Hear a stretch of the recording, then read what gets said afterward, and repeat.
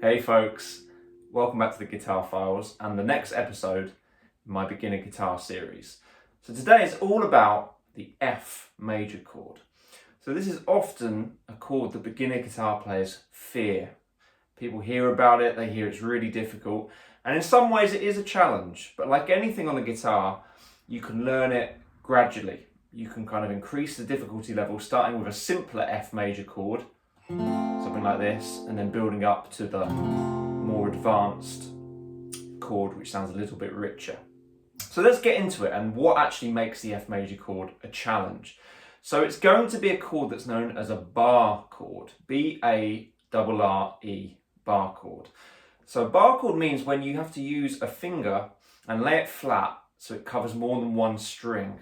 So with one finger you're able to kind of fret 2, 3, 4, sometimes even all 6 strings, okay? And that is difficult when you're first learning the guitar to actually get the pressure that you need to be able to get 2 strings, for example, to ring out together just with one finger. So rather than using 2 separate fingers, it's one flat finger.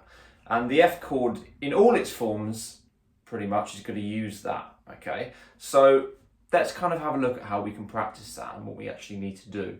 So we're going to use the index finger as our bar for the F major chord. And what you need to do with most F major chords is have it laying flat across our B and E string, okay? So these are the 2 top strings in terms of pitch, but physically they're the 2 strings nearest the ground, okay?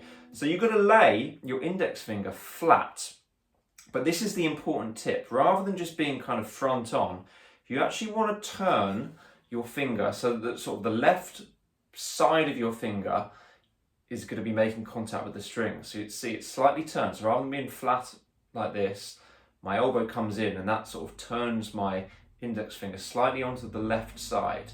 Okay, so it's the left pad of my finger that's going to be flat.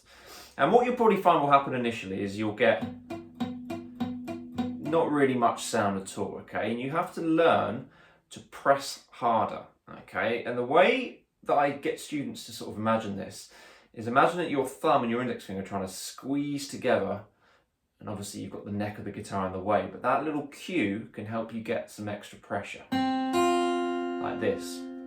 So as you do this, you notice that my finger is fairly straight. It can be a little bit bent like this if you need, but you don't want it to be like this. You see some people with their elbows all the way out. So we keep our elbow tucked in, and that straightens up our index finger, okay? So that's the first step. If you just play those 2 and can get a good sound, then you're off to a great start, okay? The other important thing with this chord is notice my hand position. So when we talked about power chords in one of the first episodes in this series, I talked about when we made that shape, we wanted our thumb to be sort of halfway down the back of the guitar neck, fairly straight, okay? And that enables my wrist to sort of be in this nice low position. Rather than being up like this, it's dropped, and that enables our fingers to spread out. We want something very similar when we're doing this bar chord, okay? So my thumb is maybe even further than halfway down on the back, okay? Not too far so it's creeping round, but comfortably halfway down or slightly further on the back of the guitar neck with our wrist in this position. So imagine you've got that and you've got this first two notes. Then you're going to try and add your middle finger at the same time onto the G string 2nd fret, okay? So that's going to make it harder still, right? Because you've got to come in with this finger right on the fingertip, so you're not going to block the strings underneath it, and you're trying to get these 3 strings like that, okay? So if you can get that, then you're already off to a flying start, okay? Then, to make it even more challenging, you can then add your ring finger onto the D string 3rd fret. And you're trying to get those 4 strings to all ring out like that, okay? So that's what you're looking for with the F major chord. So that is it in kind of different stages of difficulty. You've just got the initial bar, which is 2 strings, middle finger added for 3 strings, and then ring finger added to do 4 strings. Okay, now depending on where your thumb is positioned, You might notice that your fingers will almost have a slightly diagonal kind of lean this way. That's fine, as long as you're getting the sound that you need, okay? Now, that is the chord to practice, or the one ultimately that you're aiming for, is to get those 4 strings to ring out, okay? Now, more advanced F chords will involve barring across all 6 strings and then adding fingers like this, okay? Now, for now, we're not going to do that. That's going to be maybe more in our sort of beginner intermediate series, okay? So for now, this F major chord is more than adequate. You know, a lot of songs will use this chord and it sounds great, okay? You just don't maybe get the richness that you do with the more advanced 6-string chord, but we will get to that in another lesson. So let's recap. Index finger, flat, making a bar, and again, remembering the position of the finger, so rather than being too far back in the fret this way, we're near the fret wire, just underneath it. Okay, and we're trying to get those 2 notes. Then we can add our middle finger onto the G string 2nd fret. And then we can add our ring finger onto the D string 3rd fret. And that's how you get your nice full F major chord.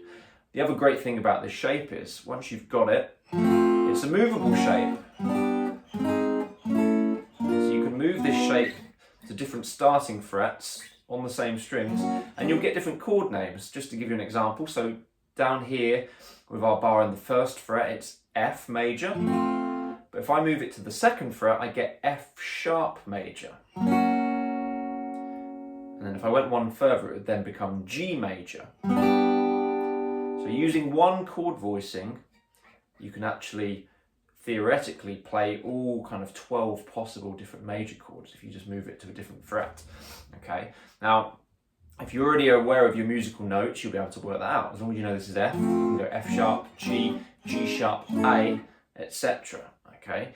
If you don't, just think for now, F major, next fret is F sharp major, and then the 3rd fret is G major. That's a very good starting point.